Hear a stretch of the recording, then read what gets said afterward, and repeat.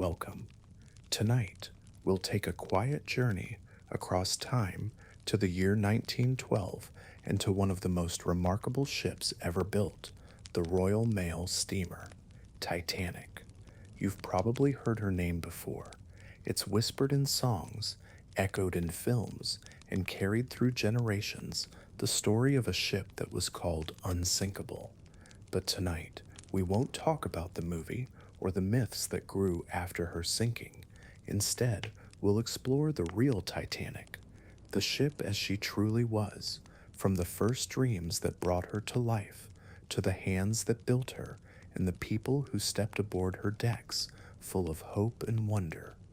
We'll move slowly through every stage of her story, from her creation in the shipyards of Belfast to the calm Atlantic nights she sailed through, and finally to the lessons her voyage left behind for the world. There will be no dramatics, no sudden moments of tension, only quiet reflection and the gentle unfolding of history. So, if you're listening in bed, let your body relax and allow your mind to drift back more than a century to a world filled with optimism, a world that believed technology could conquer anything, even the sea itself. The early 20th century was an age of wonder. Steamships had connected continents, and luxury travel was becoming a symbol of human progress. In those years, the great shipping companies were racing to build the largest, the grandest, and the most comfortable ocean liners ever imagined. For the White Star Line, the Titanic was meant to be the crown jewel of that race, a floating palace of elegance and power. She was not designed to be the fastest ship on the ocean, but the most refined, the most luxurious, and the safest ever constructed. She represented ambition, wealth, and the belief that human craftsmanship had finally tamed the natural world. But behind that confidence lay countless stories of hard work, quiet dedication, and even sacrifice. Stories of the shipbuilders in Belfast, who labored for years to bring her from blueprint to reality. Over the next 2 hours, we'll uncover the world they lived in and the choices they made. We'll learn how Titanic came to embody both the height of human achievement and the fragility of human pride. You'll hear about the people who designed her, engineers and architects whose brilliance made the impossible real.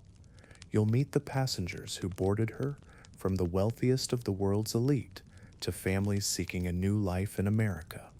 You'll discover what life was truly like on board, the meals they ate, the music they heard, the letters they wrote.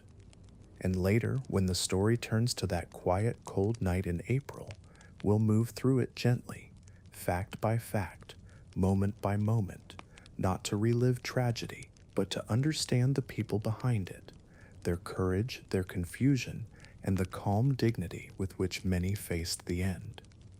This is not just the story of a ship that sank, it's the story of a time, a reflection of the early 20th century, when the world was changing faster than ever before. It's a reminder of human ambition and of the fine line between confidence and overconfidence. And it's a story of memory, how one ship, lost beneath the waves, continues to live on in our collective imagination.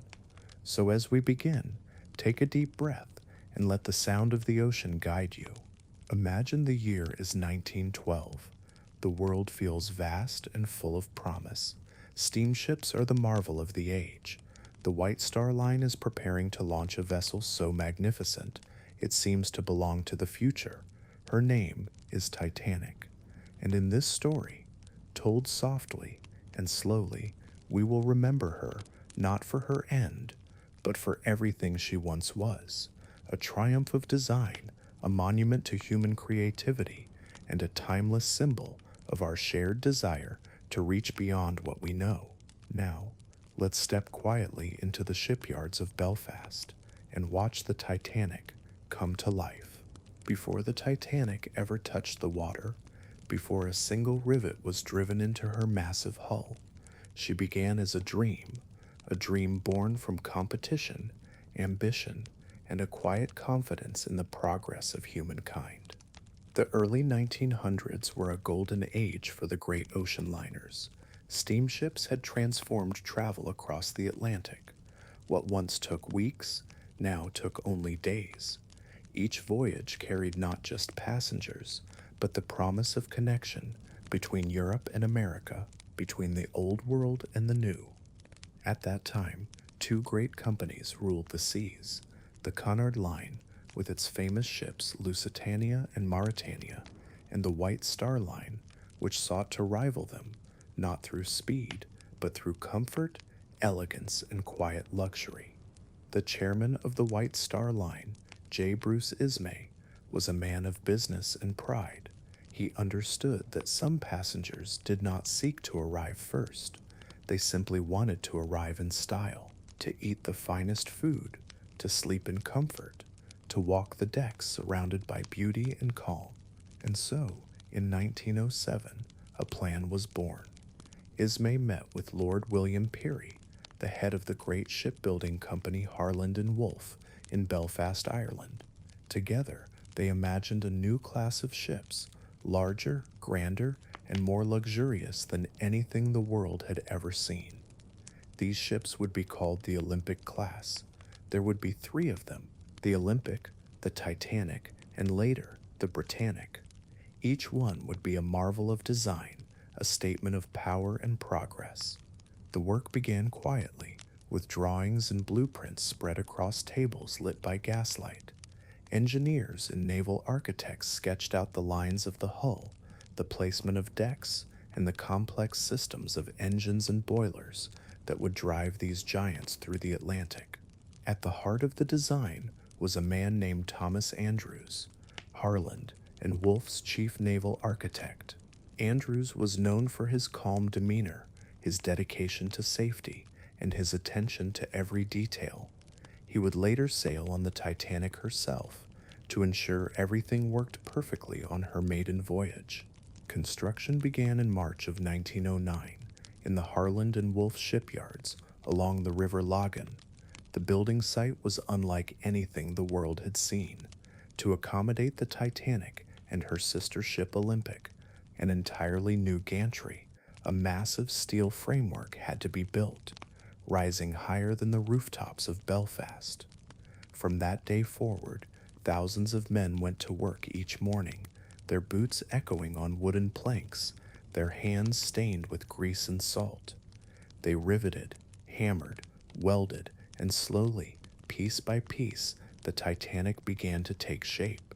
She would measure 882 feet and 9 inches long, about the length of 4 city blocks, and weigh over 46,000 tons. Her hull was made of steel plates, held together by more than 3 million rivets.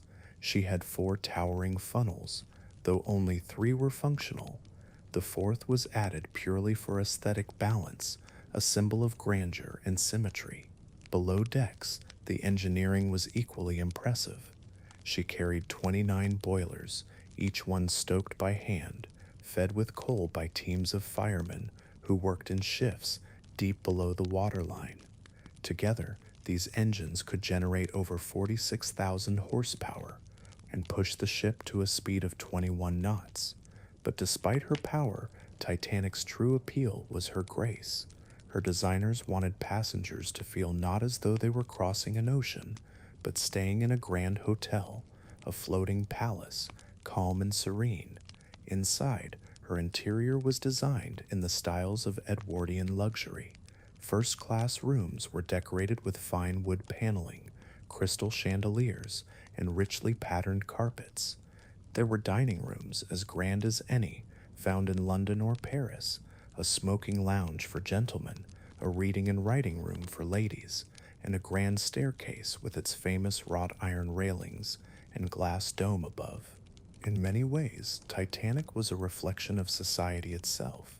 On her upper decks, the wealthy and powerful dined and danced beneath glittering lights. Below, hundreds of immigrants, families from Ireland, Italy, and Eastern Europe, slept in modest cabins, their dreams fixed on the shores of America. And yet, the ship was designed to treat even the poorest passenger with dignity and comfort. For the first time, third-class travelers had access to running water, proper meals, and public spaces. It was, for many, a better life than they had ever known on land. As the construction continued, the Titanic became more than a ship. She became a source of pride for Belfast and for all of Britain. Newspapers called her a marvel of modern engineering and the greatest vessel ever built. When she was finally ready to be launched on May 31st, 1911, more than 100,000 people gathered to watch. It was not a christening in the traditional sense. No champagne bottle was broken against her bow. Instead, the crowd simply watched as the massive hull slid gracefully down the slipway into the River Lagan. The launch took just over a minute, and when it was done, the air filled with cheers and the sound of Belfast shipyard whistles. At that moment, Titanic was just a hollow shell, no interior, no engines, no furniture, but she existed, and in that quiet pride, few could have imagined how short her life would be. Over the next 10 months, her interior was fitted, polished, and perfected. Painters, carpenters, and craftsmen worked day and night to complete the ship in time. Every chair was upholstered, every carpet laid, every piece of china carefully selected. There were gymnasiums, a swimming pool, Turkish baths, and even an onboard telephone system, unheard of luxuries at sea. The cost of her construction was extraordinary, around 1.5 million pounds at the time, equivalent to more than $200 million today. But to the world of 1912, Titanic represented something beyond money. She stood for confidence and the belief that mankind's ingenuity had no limits. Engineers called her practically unsinkable, thanks to her advanced safety systems, a double-bottomed hull, and 16 watertight compartments that could be sealed by electric doors at the push of a button. Few understood that this system, though advanced, could not keep her afloat if more than 4 compartments flooded at once. But in that moment, no one wanted to think about what might go wrong. They preferred to believe in progress, in steel, in rivets, in human brilliance. As winter turned to spring in 1912, the Titanic stood ready, polished, gleaming, and majestic beyond imagination. She waited at the docks in Belfast, then in Southampton, where passengers would soon come aboard. At her bow, her name was written in gold, and below her flag, the sea stretched out endlessly, inviting, mysterious, and to human eyes, conquerable. Titanic was no longer a dream. She was real, and she was about to make history. In the next chapter, we'll step aboard the ship herself to see what life was like on the world's most luxurious ocean liner, from the grand first-class dining rooms to the humblest cabins below deck. So, take another deep breath and imagine the sound of distant machinery, the slow rhythm of hammers on steel, and the quiet excitement of a world that still believed in the impossible. When the Titanic finally stood ready at the docks of Southampton, she was more than just a ship. She was a floating world, a city at sea, with every detail crafted to impress, to comfort, and to inspire wonder. On the morning of April 10th, 1912, the sky was pale and calm. Steam drifted from the funnels, and the air was filled with a quiet excitement. Dock workers, porters, and passengers moved slowly along the pier, their footsteps echoing on the wooden planks. For many, it was a day of new beginnings. Some were returning home to America, others were leaving Europe for the very first time, seeking opportunity across the ocean. They looked up at the ship's towering hull, a wall of black steel rising nearly 10 stories high, and felt both small and safe. Boarding began shortly after 9 in the morning. First-class passengers arrived by carriage and motor car, stepping gracefully onto the gangway. Their luggage was carried by uniformed stewards, and their names were checked on lists written in elegant handwriting. In another section of the dock, hundreds of third-class travelers waited patiently in line, carrying trunks, small bags, and sometimes nothing at all but hope. Many spoke little English, their accents a blend of Irish, Italian, and Eastern European tones. For them, this journey was more than travel, it was a path to a new life. Once aboard, the contrast between the decks was striking. The first-class accommodations were the pinnacle of Edwardian luxury.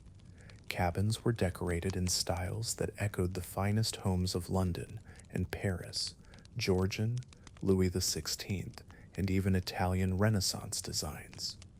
Polished wood panels, gilt mirrors, and soft carpets lined every corridor. The grand staircase, the heart of the ship, curved downward through the center of the first-class decks, its iron railings finely detailed, its steps glowing beneath a domed glass skylight. During the day, sunlight streamed through the glass, casting a soft golden hue across the marble floor below. It was said that a first-class passenger could walk from one end of the ship to the other without ever stepping outside. Lounges, reading rooms, smoking rooms, a gymnasium, a swimming pool, and Turkish baths, all designed to make the traveler feel as though they were in a floating hotel. In the first-class dining saloon, the largest room ever built at sea, meals were served with precision and grace. Over 100 waiters moved silently between tables, carrying silver trays and crystal glasses. The menu offered 11 courses each evening: oysters, consommé, salmon, roast duck, and delicate desserts like peaches and chartreuse jelly. For breakfast, there were kippers, ham, and fresh rolls. For tea, delicate pastries and sandwiches. And for those who preferred a private meal, there was even a restaurant, the a la carte dining room, run by the famous French chef, Escoffier's protégé, serving dishes that rivaled the finest establishments in Europe. Nearby, the Café Parisien offered something entirely new, a bright, airy space with French wicker chairs, tall windows overlooking the sea, and an atmosphere of effortless leisure. Passengers could sip coffee or champagne while watching the Atlantic roll by. Life in second class was comfortable, respectable, and more refined than that of most land-based hotels. The passengers here were teachers, clergymen, small merchants, and families traveling modestly but with pride. Their dining room featured polished mahogany paneling, white linens, and simple, hearty meals: roast beef, potatoes, soup, and puddings. They had their own library, a smoking room for men, and a promenade deck where they could walk and take in the ocean air. The third-class passengers, often called steerage, lived in the lower sections of the ship, but even there, conditions were unusually good for the time.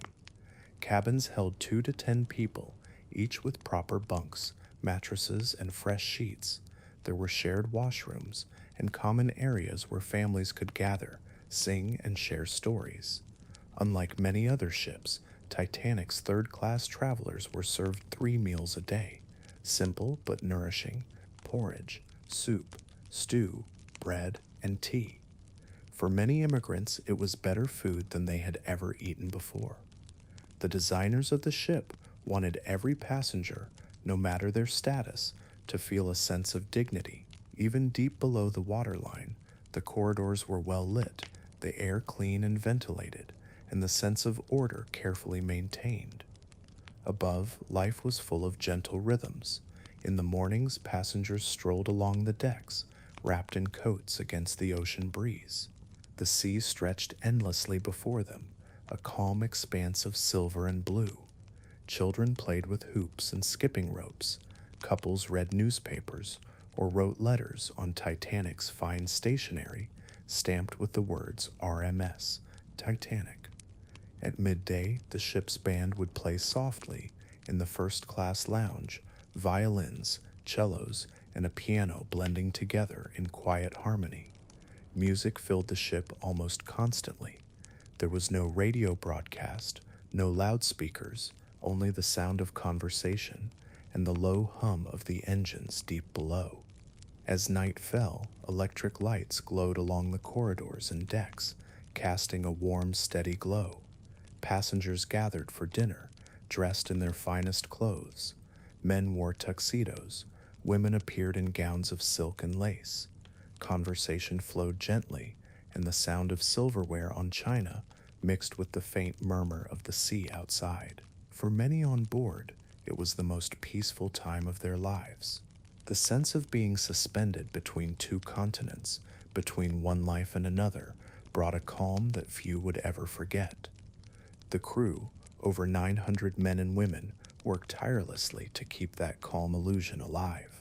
Stewards attended to passengers' every need. Firemen shoveled coal in the heat of the boiler rooms, and officers patrolled the decks, keeping everything in perfect order. Deep below, in the roaring heat of the engine rooms, the atmosphere was completely different. The temperature could rise above 40 degrees Celsius, and the men there worked stripped to their undershirts, their skin covered in soot and sweat. They rarely saw daylight, and yet their labor powered the grandest ship ever built. Far above them, in the radio room, the Marconi wireless operators tapped out messages, news from the ship, telegrams from passengers, and ice warnings from other vessels at sea. The Titanic's communication system was one of the most advanced in the world. From the bridge, Captain Edward John Smith oversaw everything. He was 62 years old, experienced, calm, and respected by all. For Smith, this voyage was meant to be his last before retirement. To command the Titanic was a fitting end to a long and distinguished career.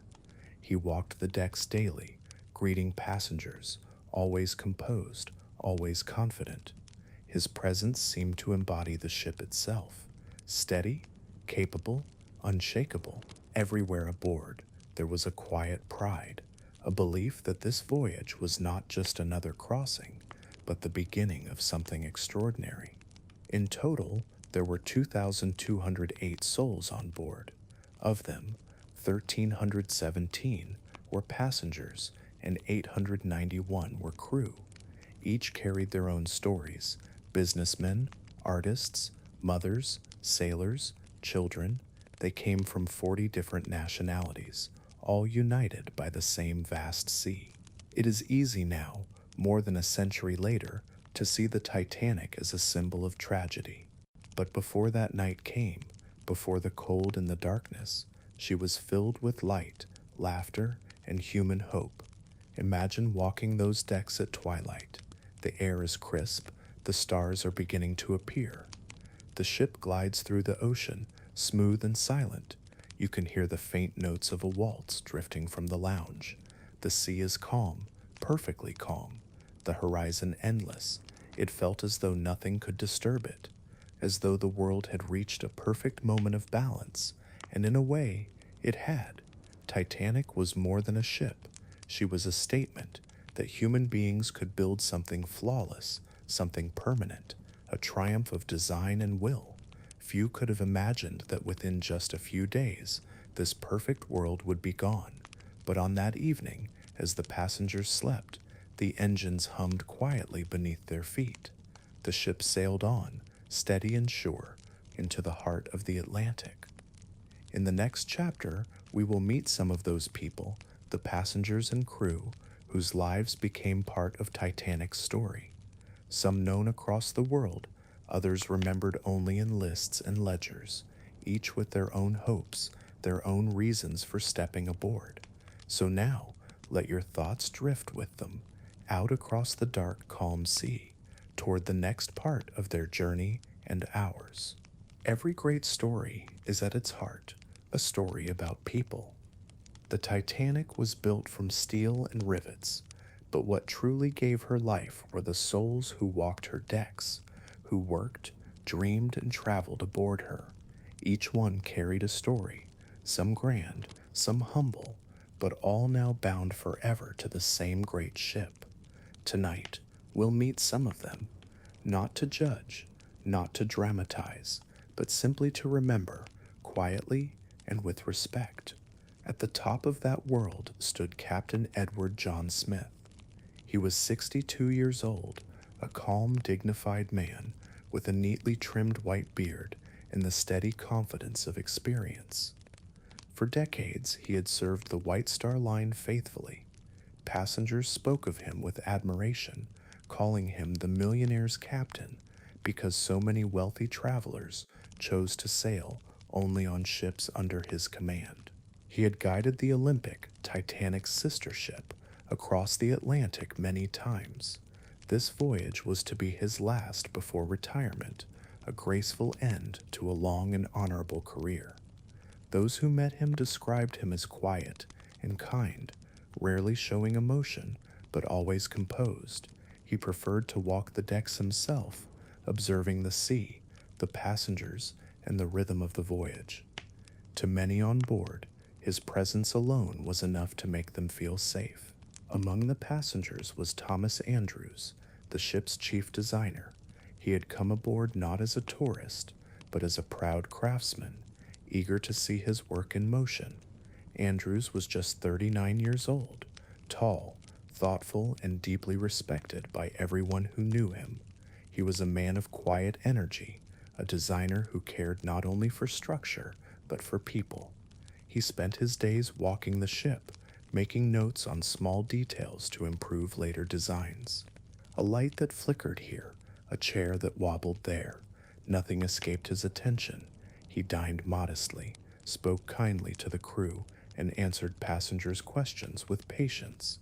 Many remembered him standing in the corridors with a small notebook in his hand, scribbling observations, smiling to himself. For Andrews, Titanic was not a boast of human pride. It was a work of love, of engineering beauty. He once said quietly, "The Titanic is nearly perfect, nearly." He believed that perfection, like the horizon, could always be reached for, but never truly touched. Another important figure on board was Joseph Bruce Ismay, the chairman of the White Star Line. Unlike Andrews, Ismay was not universally loved. He was wealthy, confident, and ambitious, the man who had helped imagine the great Olympic-class liners in the first place. Ismay traveled on the Titanic's maiden voyage to observe how his company's grand vision had come to life. He had a private suite and often dined with Captain Smith. To some he seemed distant, to others he was charming.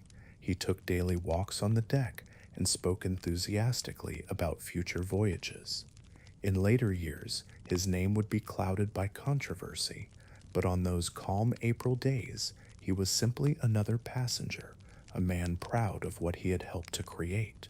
Among the first-class travelers were some of the most prominent names of the age.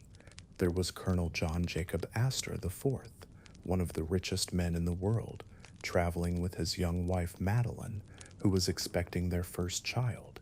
Astor was an inventor, a writer, and a quiet observer of life. He was often seen walking the promenade with his wife, or reading in the library, his manner gentle and polite. There was Benjamin Guggenheim, a man of business and refinement, traveling with his valet and his companion, the singer Leontine Aubar. He was known for his charm and generosity. There was also Isidore Straus, co-owner of Macy's department store in New York, and his wife Ida. They had been married for over 40 years. The couple were rarely seen apart. During the voyage, they enjoyed quiet evenings in their suite, writing letters and reading together. When later offered a place in a lifeboat, Ida famously refused, saying softly, "Where you go, I go." Their devotion would become one of the most remembered acts of love in the Titanic's story. And there was Margaret Brown, later known to history as the unsinkable Molly Brown. She was warm, outspoken, and endlessly generous. A self-made woman from Colorado, she had a lively spirit and a deep compassion for others. She spent much of the voyage talking with crew members and fellow passengers, often giving away money to help those traveling in third class. When tragedy came, she would help row a lifeboat through the night, refusing to give in to fear. But for now, she was simply another traveler, savoring the calm beauty of the Atlantic. While the wealthy dined and danced above, hundreds of crew members worked tirelessly to make the voyage smooth and pleasant. There were stewards and stewardesses, each assigned to specific cabins and passengers, responsible for their comfort and care. The engineering crew, more than 150 strong, labored deep below in the heat and roar of the boiler rooms, shoveling coal, maintaining pressure, and keeping the great ship alive.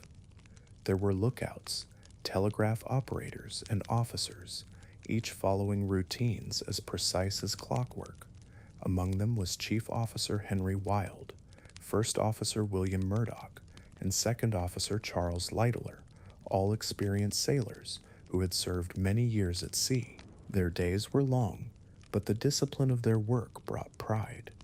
And at the bottom of the hierarchy were the firemen and trimmers, men who rarely saw daylight, working in brutal heat, yet essential to the ship's every movement. Their pay was modest, their work relentless, but their sense of duty was strong. And then there were the musicians, 8 men who played for the passengers each day, their melodies drifting through the lounges and corridors. Led by Wallace Hartley, they performed waltzes, ragtime tunes, and light classical pieces. Music aboard Titanic was not merely entertainment, it was atmosphere, a sound that tied the ship together. Hartley was well liked, quiet, polite, and devoted to his art. He once said that he believed music could calm the human spirit, even in times of fear. In the final hours of the ship, his words would prove heartbreakingly true. But in those early days, as the Atlantic stretched peacefully around them, the orchestra's music was simply another expression of grace and beauty. Down below, in the simpler cabins of third class, there was laughter and life. Families from Ireland, Sweden, and Finland traveled together in hope of a new beginning. They spoke many languages, but shared a single dream, a better life across the ocean. There was the Sage family from England, 9 children in all, on their way to Florida to start a new farm. There was Daniel Buckley, a young Irish laborer, and Maria Naked, a mother from Lebanon, carrying her infant son. At night, the third-class passengers gathered in common rooms at the back of the ship. They sang folk songs, played accordions, and clapped their hands in rhythm. For them, the Titanic was not just a ship. It was a place of joy, a moment of light between hardship and hope. Even though their cabins were smaller, they were clean, well ventilated, and well lit. The crew treated them with respect, which was unusual for the time. And so below the glittering decks of luxury, another quieter happiness bloomed. Many passengers wrote letters during the voyage, posting them at the ship's mailroom in Queenstown, Ireland, the Titanic's final stop before heading west. One woman wrote to her sister, "This ship is beautiful beyond words. It feels more like a hotel than the sea." Another, a young man in second class, wrote, "There are more people here than in my whole village." These small notes, found later among the records of the world, are the voices of a vanished moment, frozen in time, still speaking softly more than a century later. If you were to walk the decks of the Titanic in those days, you would see the full spectrum of human life, wealth and poverty, youth and age, ambition and love. The ship was like a miniature world, each level reflecting a layer of society. In first class, elegance and conversation. In second, quiet dignity. In third, laughter and music. And yet, for all their differences, everyone aboard shared the same horizon, the same sea, the same stars at night. It was, for a few days, a world at peace. As the Titanic steamed westward, the days passed gently. The sea remained calm, the air cool and clear. Few could imagine danger. The ship seemed too vast, too strong, too perfect. In the evenings, lights glowed across the decks, and the band played softly into the night. Children slept, couples danced, letters were written and sealed, and somewhere below, the engineers kept the engines turning, steady and sure. It was, perhaps, the last true moment of innocence before the modern world learned that even the greatest works of humankind can be fragile. In the next chapter, we will sail with them into the open Atlantic, The days of calm, the gentle routine of the voyage, and the quiet approach of an unseen danger waiting in the cold.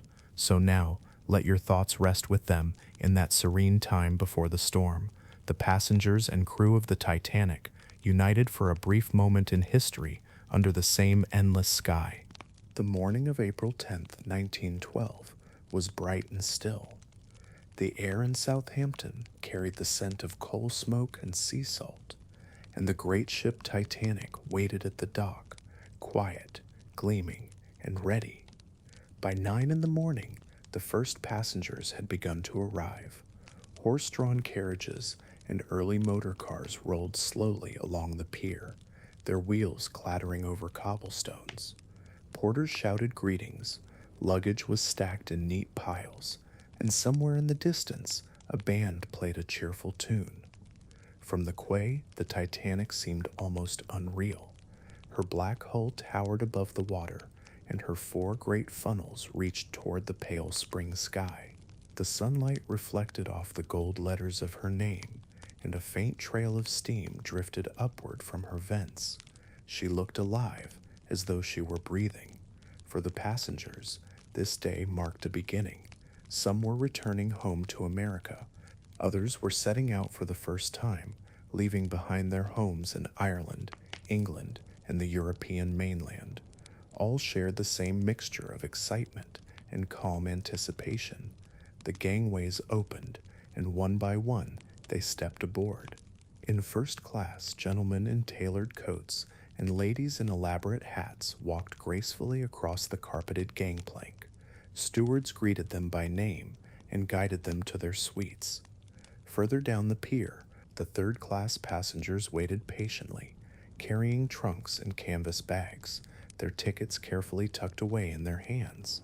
When it was their turn, they too crossed the gangway, their eyes wide as they entered the vastness of the ship's interior. Shortly after noon, the mooring ropes were cast off, and the Titanic's whistle sounded, a deep, resonant note that rolled across the harbor. At 12 o'clock exactly, she began to move. Tugs pulled her gently away from the dock, and a crowd gathered to watch. People waved handkerchiefs, shouted farewells, and cheered as the great ship glided slowly into the open water. It was said that the sound of her engines could barely be heard above the murmurs of the crowd. Smooth and steady, the Titanic began her maiden voyage to New York. Her first stop was the French port of Cherbourg. There, small tenders ferried additional passengers out to meet her. More families, more luggage, more stories joining the floating city. Later that same evening, she sailed on to Queenstown in Ireland, now known as Cobh. The final mail bags were loaded, and a small group of Irish emigrants came aboard. Many of them stood on the decks, watching their homeland disappear into the mist. Few knew they would never see it again.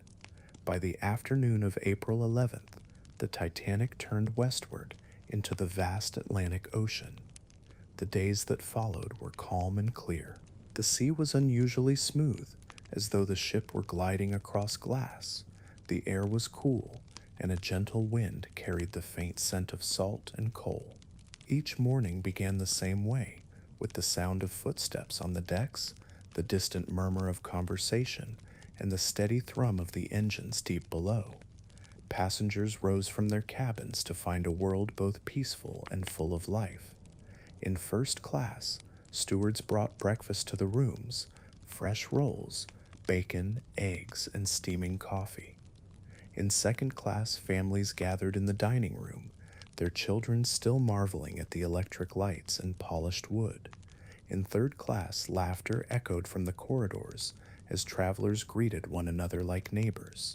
The ship moved through time and space with a rhythm so gentle it was easy to forget how far from land they were. During the day, the decks filled with people strolling in the sunlight. Men smoked pipes and discussed business or politics. Women gathered in chairs along the promenade, wrapped in shawls against the chill. Children ran, played with hoops, and chased one another around the benches.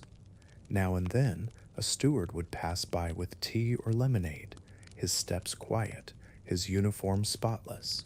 The crew worked with quiet efficiency, every railing polished, every corridor clean. There was a sense of calm perfection, a world balanced between motion and stillness. At noon each day, the ship's bell rang 12 times, and the captain and officers performed their navigational checks. They calculated the Titanic's position, her speed, and the distance to New York. Each time, the results brought smiles. The weather was fair, the engine steady, and the schedule perfect. In the wireless room, operators Jack Phillips and Harold Bride tapped out messages using the Marconi telegraph. They sent news and greetings from passengers and received signals from ships scattered across the Atlantic. Some of those messages carried small warnings, reports of ice fields drifting south, but there was no reason yet for concern. Evening came gently. As the sun sank below the horizon, the sky filled with color, rose, violet, and pale gold, reflected on the calm sea. The lights of the ship came on one by one, illuminating the decks in a warm glow. From the first-class dining room came the soft sound of an orchestra. Dinner was served on fine china, wine poured into crystal glasses. The passengers spoke quietly, their words blending with the music of the ship. Up above, on the open deck, the air turned cool. A few people lingered under blankets, watching the stars appear. There was no moon, but the night sky was brilliant, countless stars shining with a clarity that few on land had ever seen. Below decks, the great engines continued their steady rhythm, pushing the ship through the dark water. The sound was deep and constant, like a slow heartbeat. By the third day at sea, life aboard had settled into a gentle routine. The Titanic had become her own little world, self-contained, peaceful, untouched by anything beyond the horizon. The newspapers printed aboard the ship included short bulletins of world events, but few passengers bothered to read them. Out here, in the middle of the ocean, the concerns of the world felt far away. The crew spoke of the ship with pride. The officers admired her handling. Even the stokers below felt that they were part of something extraordinary, a vessel unlike any other. Captain Smith, ever calm, spent much of his time walking the bridge or the promenade. He exchanged polite words with passengers, nodded to his officers, and occasionally paused to watch the horizon. He trusted his ship completely. By April 13th, they had covered more than 1,000 miles. The sea remained calm, the air cold but still. Passengers remarked on how smooth the voyage felt. One woman wrote in her journal, "It is like floating through another world." On the evening of April 13th, the Titanic's orchestra played on the deck, their notes drifting softly through the cool night air. Few could resist stopping to listen. A waltz, a ragtime tune, music that seemed to carry both joy and peace. The next morning, Sunday, April 14th, began just as calmly. The air was cold and clear, the sky cloudless. Church services were held in the first and second class salons, and the captain himself attended. In the afternoon, passengers wrote letters, read books, and watched the sea from deck chairs. But as evening approached, the temperature began to fall sharply. The wind grew colder, and the water took on a darker, glass-like stillness. In the wireless room, more ice warnings arrived, messages from other ships farther west. The Titanic acknowledged them all, but continued at her same steady pace. To the passengers, nothing seemed unusual. Dinner was elegant and unhurried. Music filled the lounges, and laughter echoed down the hallways. In third class, families sang songs late into the night. Above them all, the stars glittered like diamonds. There was no moon, no waves, no sound but the faint whisper of the sea against the hull. It was one of the calmest nights the North Atlantic had ever known, and so the great ship sailed on, peaceful, untroubled, toward the dark horizon ahead. In the next chapter, we will drift quietly into that night, into the moment when calm turned to confusion and history changed forever. But for now, the Titanic sails on, strong and steady, beneath a sky filled with stars and an ocean as smooth as glass. The night of Sunday, April 14th, 1912, began peacefully. The Titanic moved smoothly across the Atlantic, her engines humming with a steady rhythm deep below. The air was crisp, almost still, and the sea stretched out like black glass beneath the stars. It was one of the calmest nights the crew had ever seen. There was no wind, no swell, no sound except the low vibration of the engines and the soft murmur of voices from the decks above. Passengers finished their dinners and settled into their evening routines. In the first-class lounge, the orchestra played its familiar tunes, light waltzes, gentle melodies that drifted through the air. In the smoking room, men sat around tables of polished wood, playing cards and sipping brandy. In the reading rooms, quiet conversation filled the space, the turning of pages, the faint tick of clocks. Further down, in second and third class, families gathered in their common rooms, talking, laughing, and sharing stories. The children had gone to bed, the corridors dimly lit and peaceful. It was a night that felt safe, a night where nothing seemed possible except calm. On the bridge, Captain Edward Smith and his officers watched the sea with quiet vigilance. They were aware of the ice warnings. At least 7 of them had been received that day, but the air was so still, the sea so flat, that no one could believe danger was close. The lookouts, Frederick Fleet and Reginald Lee, stood in the crow's nest at the front of the ship. The stars shone brightly above them, but the sea ahead was a deep, dark void. Without moonlight, the horizon was impossible to read. The lookouts had no binoculars. The case that held them had been accidentally locked, and the key left behind in Southampton. Still, their eyes were sharp, and they watched carefully as the ship moved forward at just over 21 knots. Below, in the wireless room, operators Jack Phillips and Harold Bride were still sending messages. The line crackled with traffic from other ships.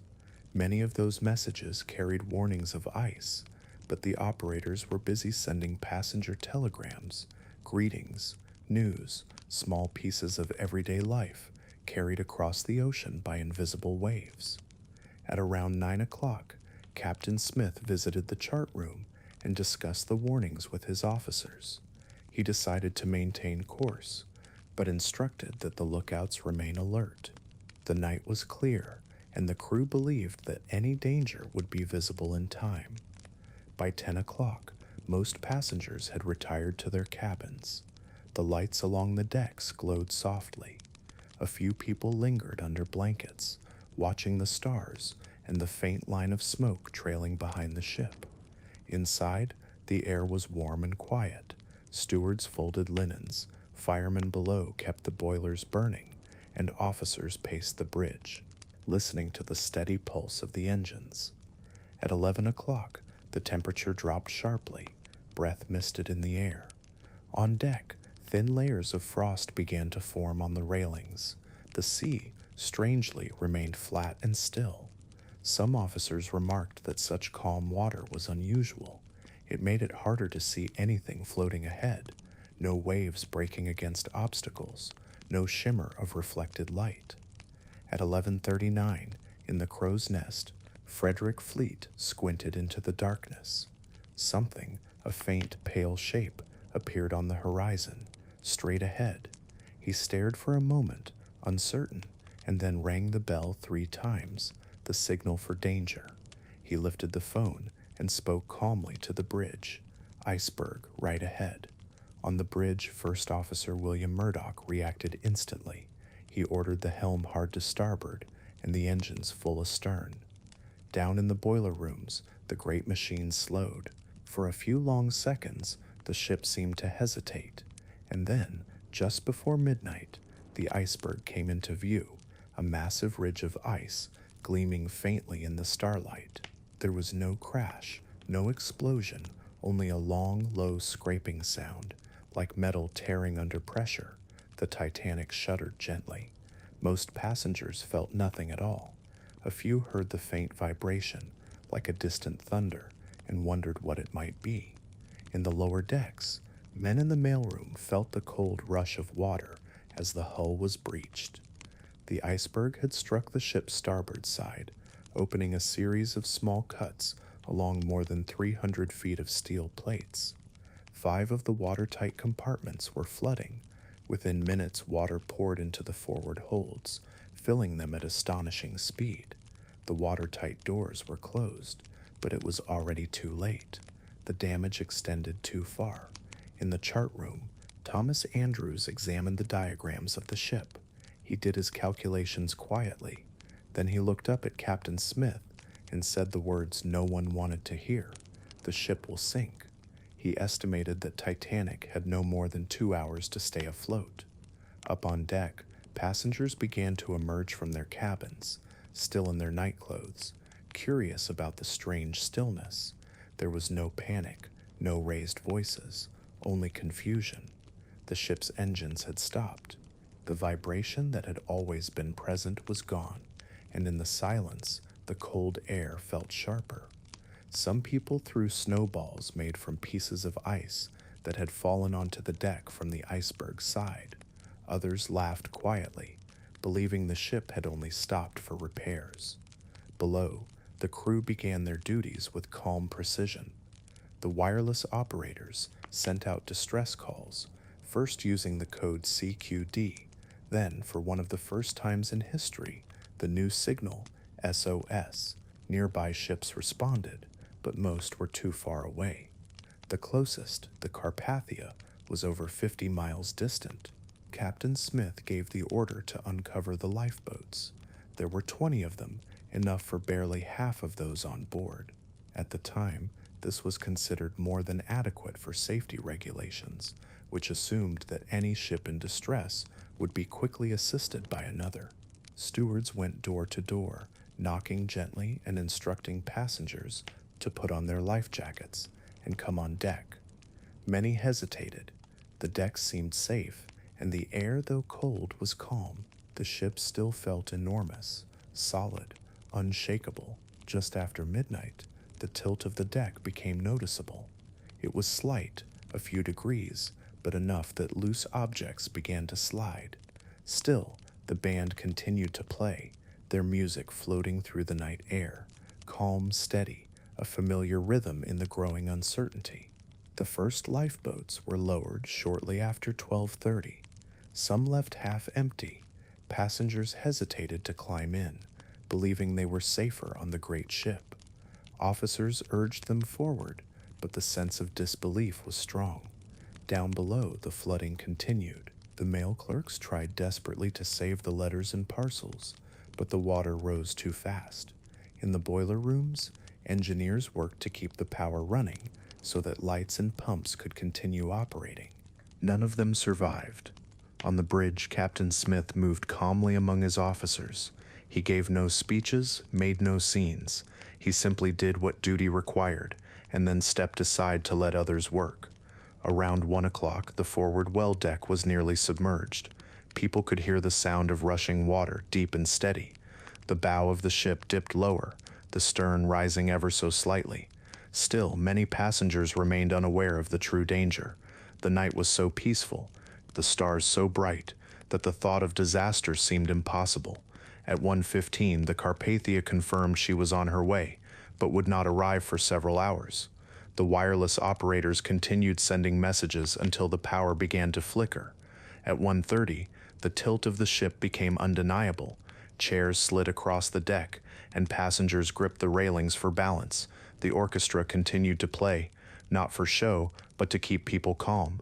Some later said that their final song was the hymn "Nearer, My God, to Thee." Others remembered a different tune. No one will ever know for sure. At 2 o'clock, only a few lifeboats remained.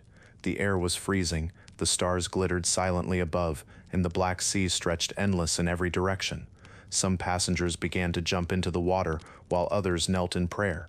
But there were also moments of extraordinary grace, men helping women and children, crew members working until the end, strangers offering their places to others. At 2:18, the Titanic's lights flickered once more and went out, In the darkness, a low rumble echoed through the hull as the great ship broke apart near her middle. The bow sank quickly into the sea, followed moments later by the stern. The sound faded into silence, leaving only the calm, empty ocean and the stars above. Those in the lifeboats looked back toward the place where the ship had been. There was no sign of her, only the faint cries of people in the cold water, and then gradually, nothing at all. The sea was perfectly still again. The same calm that had made the night so beautiful now made it unbearably quiet. In less than 3 hours, the greatest ship in the world had disappeared, and yet, even in that darkness, there was courage, there was kindness, there was humanity. The Titanic's story is not only one of loss, but of people, crewmen who stayed at their posts, musicians who played to the end, and strangers who gave up their seats so that others might live. As the lifeboats drifted across the silent water, the survivors looked to the east. The first faint light of dawn was beginning to touch the horizon. In that light, they could see pieces of ice floating all around them, small glittering fragments of the world that had changed everything. In the next chapter, we will follow those who survived and the ship that came to their rescue, the Carpathia, as she answered the call across the frozen sea. For now, the Titanic rests beneath the stars, her story carried softly by the waves, forever part of the quiet history of the sea. The night had grown completely silent. After the Titanic slipped beneath the surface, only the sound of the sea remained, and the faint voices of those still in the water. Above them the stars shone with perfect clarity, their light reflected on the frozen waves. The air was bitterly cold, just below freezing.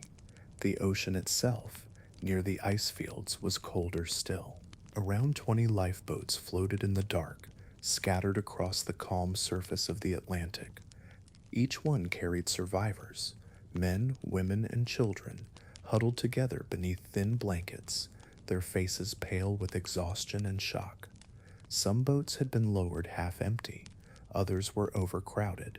Most drifted without direction, waiting for dawn, unsure if anyone would ever come.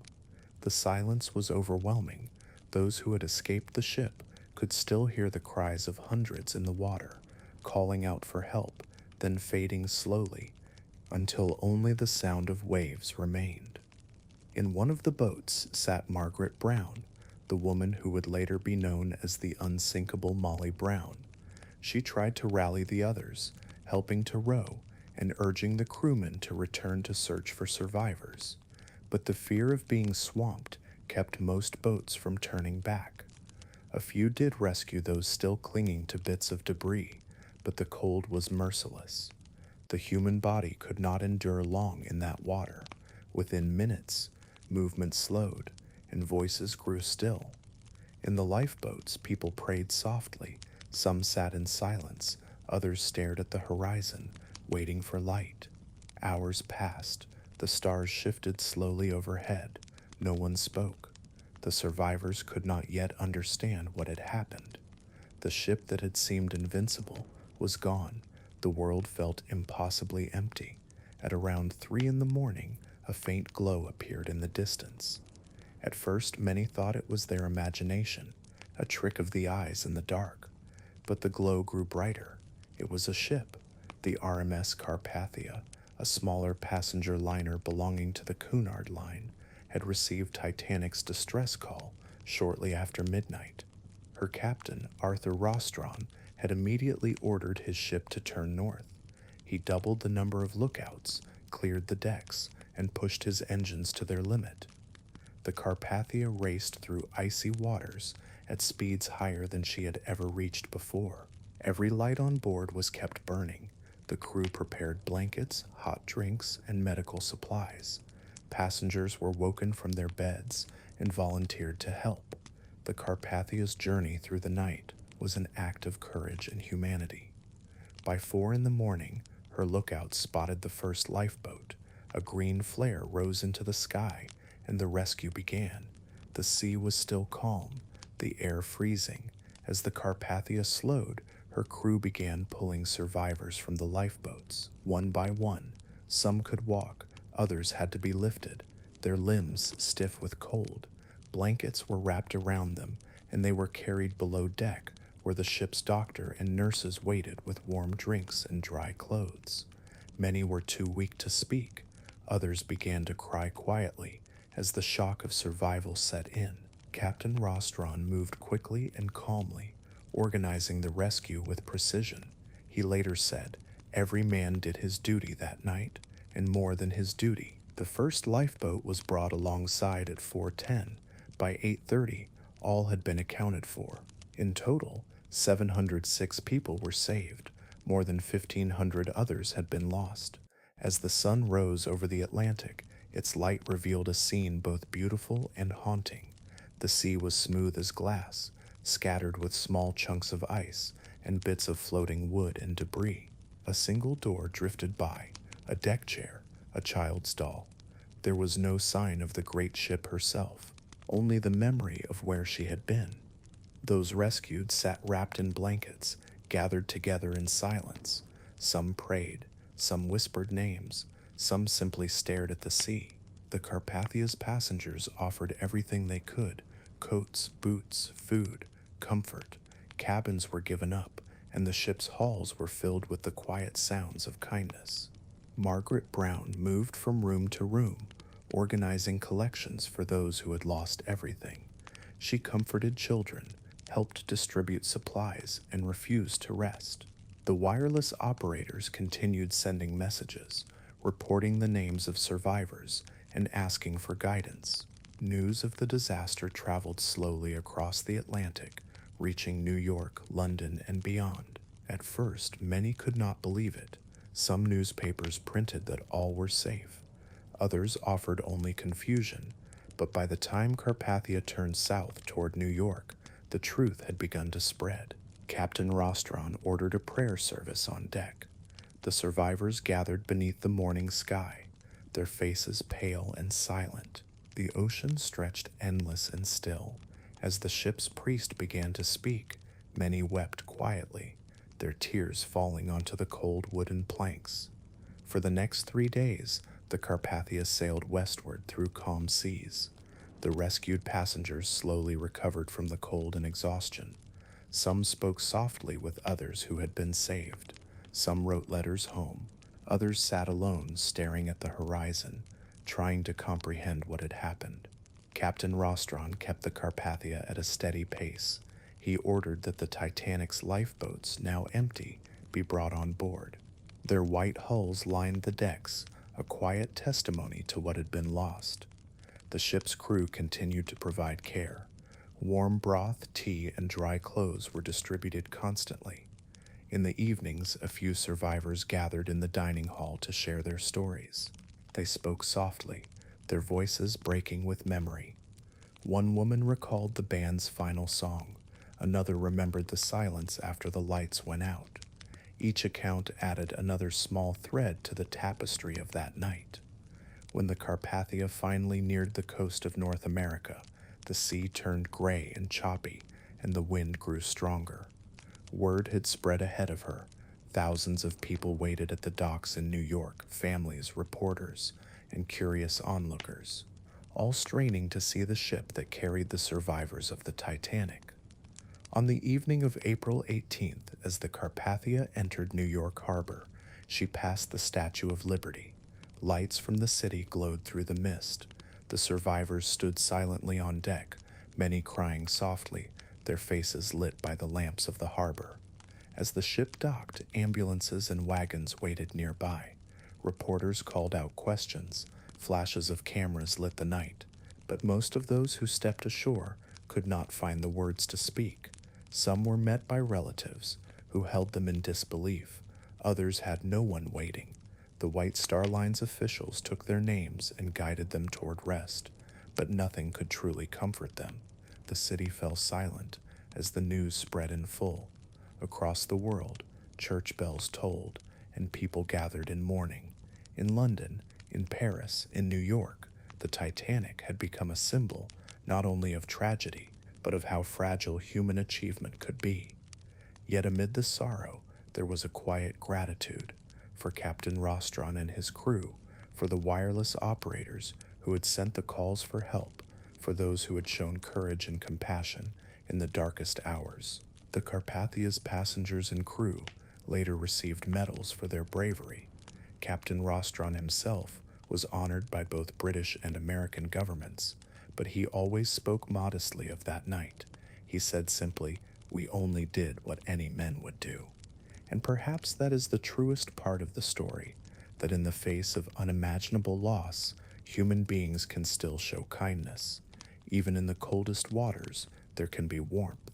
Even in darkness, there can be light. As the Carpathia sailed back into the open sea, her decks now empty, the waves closed once more over the place where the Titanic had gone down.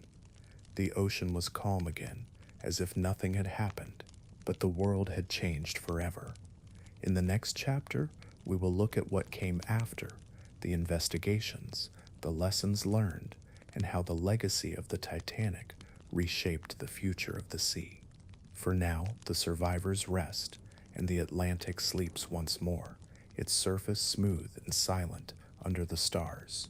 When the Carpathia docked in New York on the evening of April 18th, the world changed. Crowds lined the piers in silence, their faces pale in the glow of lanterns and early flashbulbs. The survivors who stepped ashore were met not with celebration, but with disbelief. The Titanic, the largest, most luxurious ship ever built, was gone. News spread across the world overnight.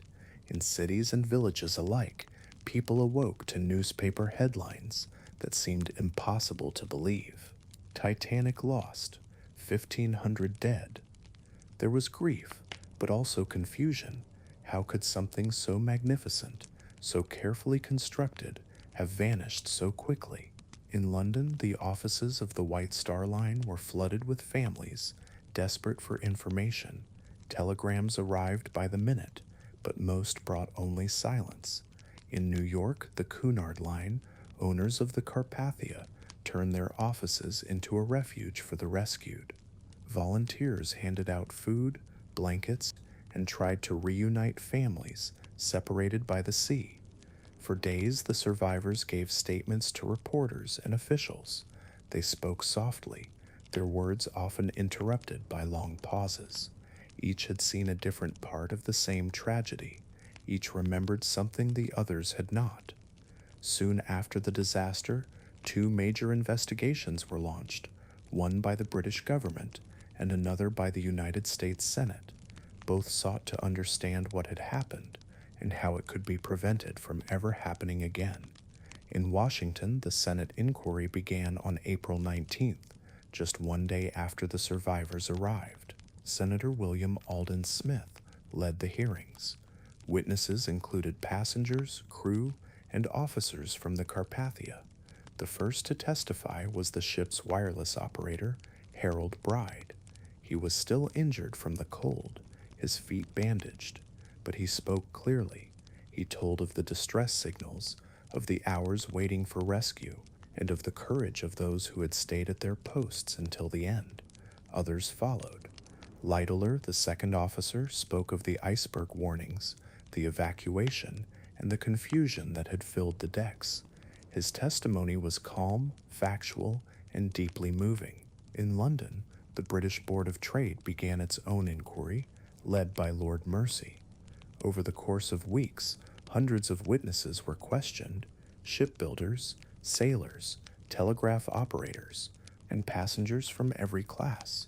The investigations revealed many truths. The Titanic had been traveling too fast through icy waters. The lookout crew had no binoculars. The wireless operators were overworked, handling passenger messages instead of focusing on safety reports. And above all, there were far too few lifeboats. At the time, maritime laws required ships to carry lifeboats for only about half of their passengers, based on outdated calculations from the age of smaller vessels. Titanic had exceeded those requirements, and yet it had not been enough. When the reports were finally published, the tone was solemn but clear. Human error had played its part, but the greater fault lay in the system itself, in outdated regulations, and a belief that technology alone could prevent disaster. In the years that followed, sweeping changes were made to maritime safety. ships were required to carry enough lifeboats for everyone on board. Regular lifeboat drills became mandatory. 24-hour wireless watch was introduced on all major vessels, and in 1913, the International Ice Patrol was established, a coordinated effort to track and report icebergs in the North Atlantic. It still operates to this day. The Titanic's loss had not been in vain. From tragedy came reform, from sorrow came knowledge. But even as these changes took place, the memory of the ship lingered in the hearts of millions. For those who had survived, life would never again be the same. Captain Smith, Thomas Andrews, and most of the officers were gone. Only a few senior crew members lived to tell their stories. Many spent the rest of their lives haunted by that night, carrying memories they rarely spoke of. Bruce Ismay, the chairman of the White Star Line, returned to England under heavy criticism. He had survived the sinking, and though he had helped others into boats, the public saw his survival as cowardice. Newspapers called him the man who abandoned his own ship. In truth, he never recovered from the shame. He withdrew from public life and lived quietly until his death in 1937. Margaret Brown, who had rowed and organized rescue efforts during the night, became a symbol of courage and compassion. She raised money for survivors, helped create relief funds, and used her fame to advocate for women's rights and education. She refused to be called a heroine, saying only, "I did what anyone would do." Others went on to rebuild their lives in quieter ways. Second Officer Charles Lytler continued his career at sea. During the Second World War, he used his own small boat to help rescue soldiers at Dunkirk. He never forgot the Titanic, but he faced the sea again with quiet strength. The youngest survivor, a baby named Milvina Dean, was only 9 weeks old when the ship sank. She would live until 2009, becoming the last living connection to that voyage. For decades after the disaster, Titanic lived on in memory and myth. Books were written, songs were sung, and stories passed down through families. In some tales, she was a symbol of human pride. In others, a lesson in humility. But always, she was remembered. As the years passed, the exact location of the wreck remained a mystery. The sea kept her secrets well. It wasn't until 1985 that an expedition, led by oceanographer Robert Ballard, finally discovered the Titanic's resting place, nearly 4,000 meters below the surface, off the coast of Newfoundland. When the first images appeared, the world fell silent once again. There she was, broken in two, lying on the ocean floor, her bow buried in silt, her railings draped in rust. Time had changed her, but not erased her. Even after more than 70 years, her nameplate could still be read. Her chandeliers still hung in fragments. A pair of shoes still rested side by side, as if someone had just stepped away. In the darkness, the ship had become a museum of stillness, a reminder of both beauty and loss. Scientists studying the wreck discovered strange formations called rusticles, delicate, icicle-like shapes made by bacteria, slowly eating away at the steel. The sea, gentle yet relentless, was reclaiming what had been built by human hands. Today, Titanic's remains rest peacefully, visited only by deep-sea explorers and cameras. No one can touch her without the ocean's permission, and perhaps that is fitting, for Titanic belongs not to any one nation or company, but to history itself, a monument to human ambition and to the fragile balance between progress and humility. The lessons of her story remain timeless, that technology, no matter how advanced, is never greater than nature, that safety must never be sacrificed for prestige, and that even in disaster, there can be courage and grace. More than a century has passed since that April night, but the name Titanic still stirs something deep within us, a mixture of awe, sadness, and quiet reflection. She reminds us of what it means to dream and of what it means to lose.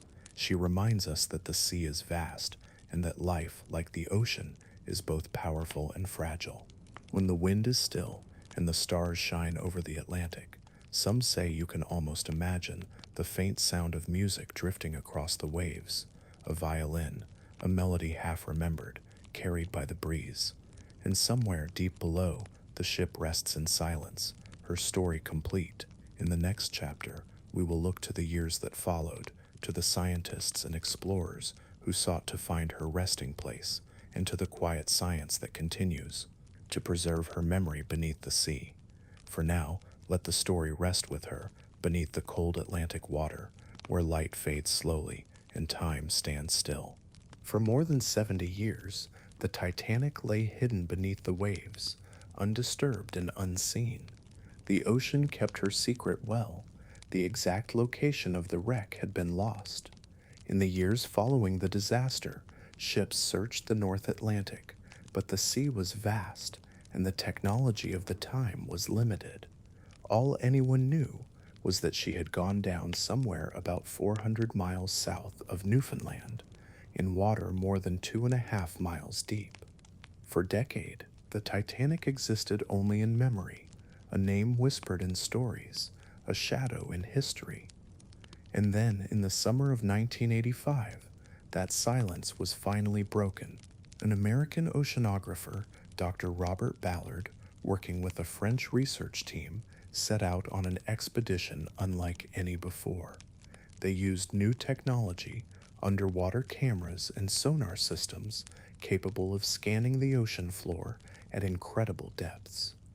Their ship, the Nor, was equipped with a deep-sea robot called Argo, which could send live video from the darkness below.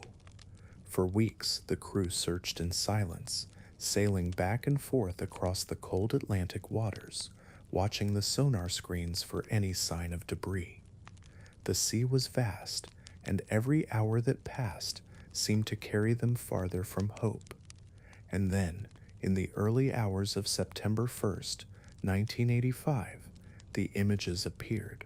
First, small fragments, a boiler, a piece of twisted metal, a plate half buried in silt, and then the unmistakable curve of the Titanic's bow emerged from the darkness.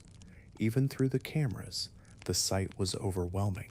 The ship that had been lost for more than 70 years was there again, silent and majestic, her name still faintly visible on the side. The world awoke to the news. Television screens and newspapers showed the first photographs from the depths, rusted railings, broken decks, and the haunting symmetry of the grand staircase, now swallowed by the sea. The Titanic had been found, but what Ballard and his team discovered was not just a wreck, it was a time capsule. The ship lay in two main sections, the bow and the stern, separated by about 600 meters.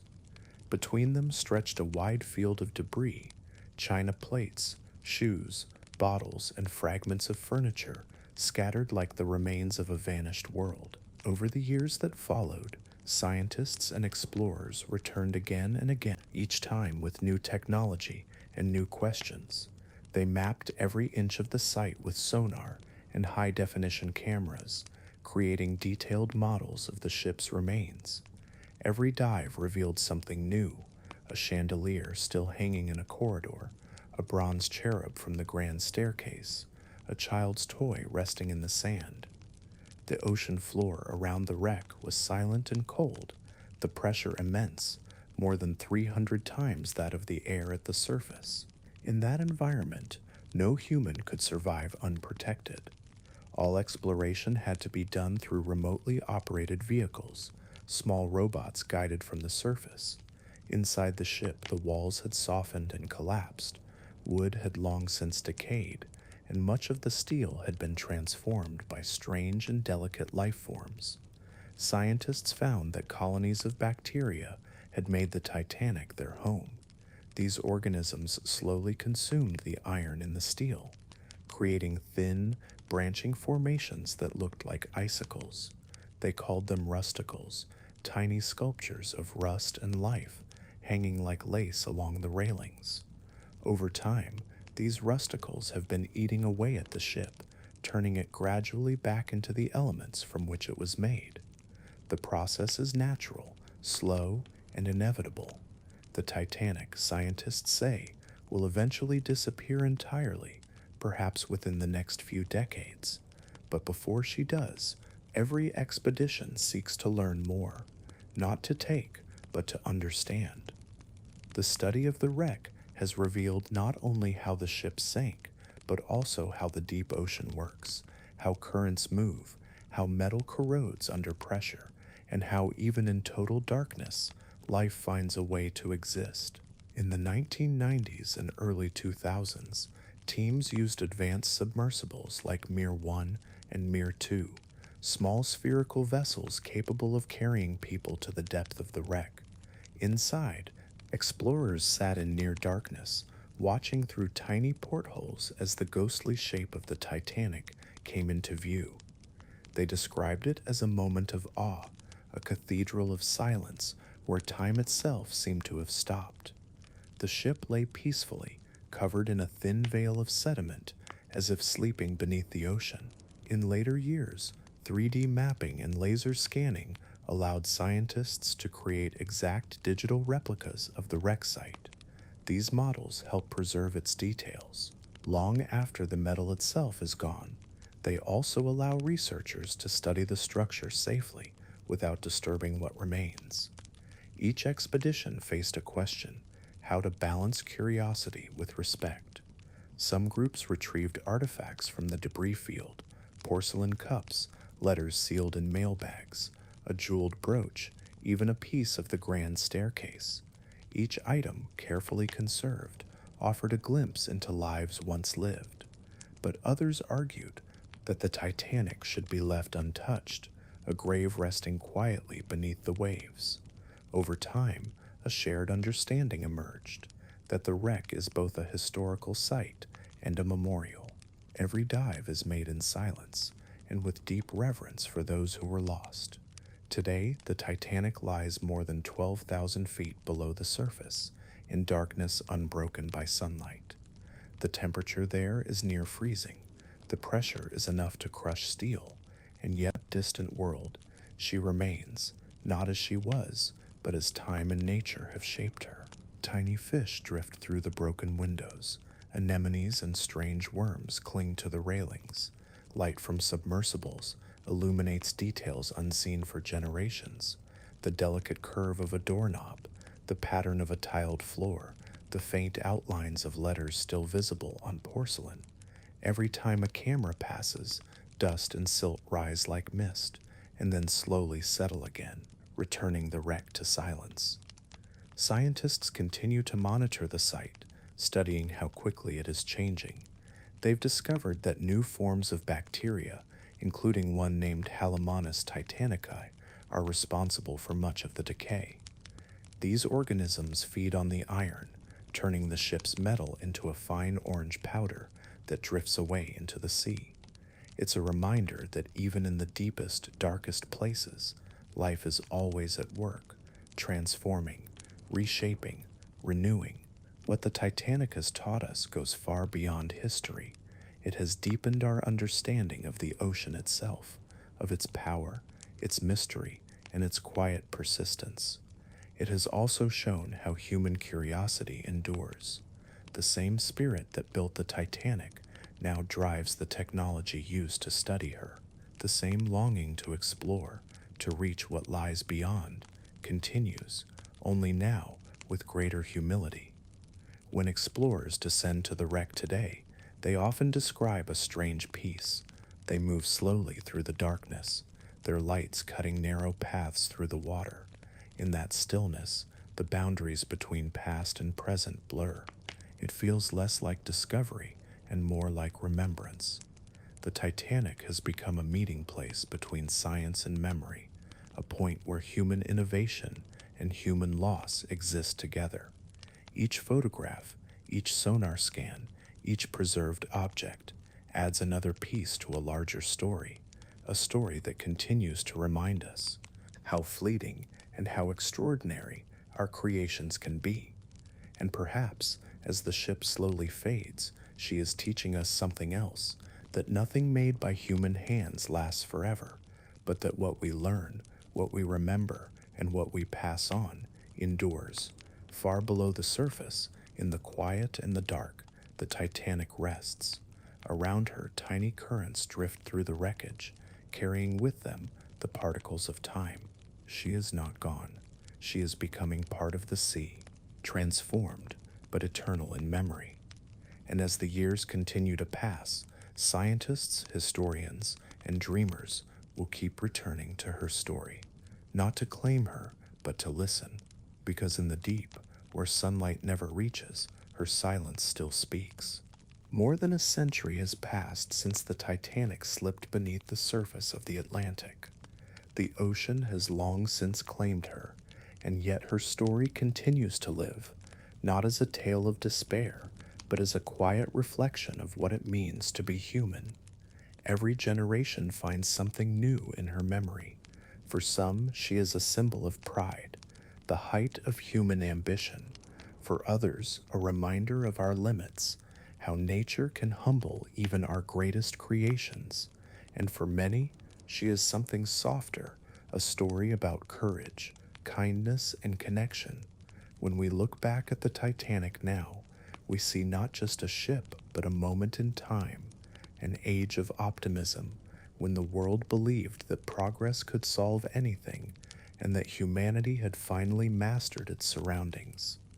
The early 20th century was filled with invention, electric lights, wireless communication, automobiles. Flight itself was only just beginning. The Titanic embodied that spirit. She was a dream made of steel and steam, a promise that the modern world was unstoppable.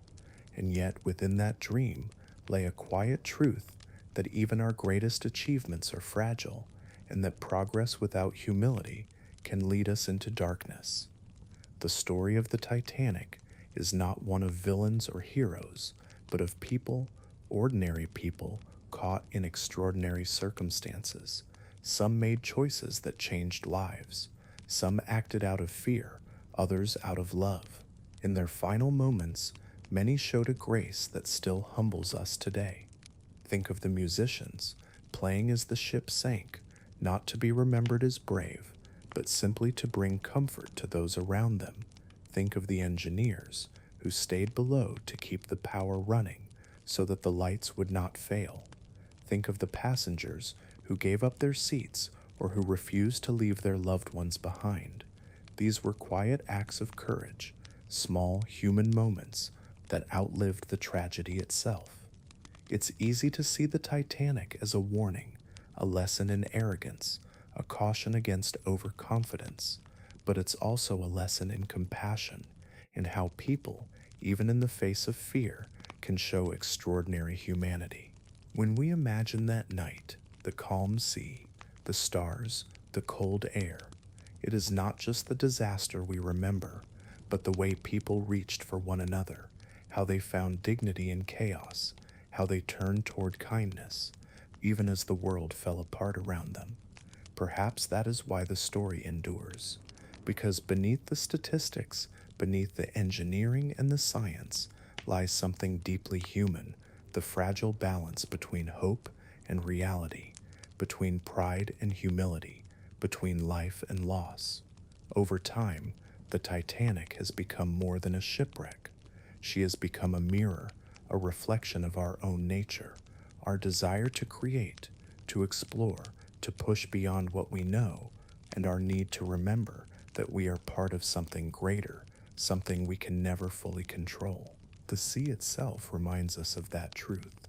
It is both gentle and unforgiving, vast and eternal. It carries our ships, our dreams, and sometimes our mistakes, and yet it always returns to stillness. When the Titanic sank, the ocean closed above her as though nothing had ever happened.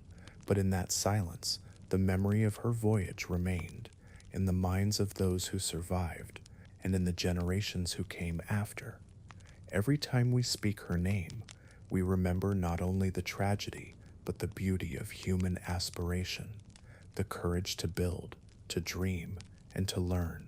There is something profoundly peaceful in that.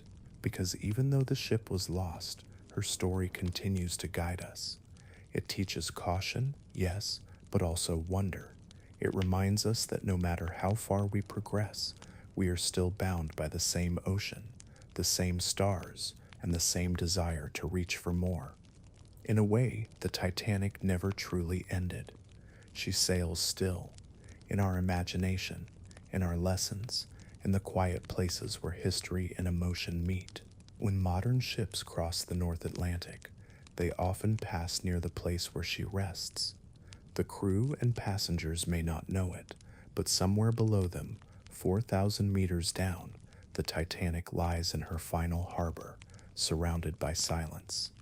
Down there, light fades within moments. The water is cold, the pressure immense, and yet, in that stillness, there is peace. The ship that once represented human confidence now rests as a monument to human reflection, not a symbol of failure, but of remembrance, because history, at its core, is not about what we lost, it's about what we continue to carry, and we carry the Titanic still. Every new ship built since her time bears the mark of her lessons, every lifeboat drill, every safety protocol, every sailor trained to watch the ice. The people who sailed on her, the ones who built her, and the ones who were saved, changed the sea forever.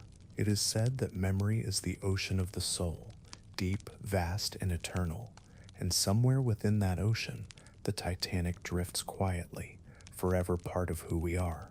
When the wind moves across the Atlantic at night and the stars shimmer on the waves, it's easy to imagine that the past is still out there, not gone, but simply resting.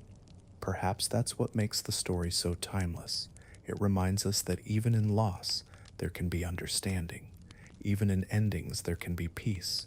The Titanic's journey began as a triumph of human engineering, but it became something much greater, a reflection of humanity itself, a reminder that the things we build may not last forever, but the stories we tell always will.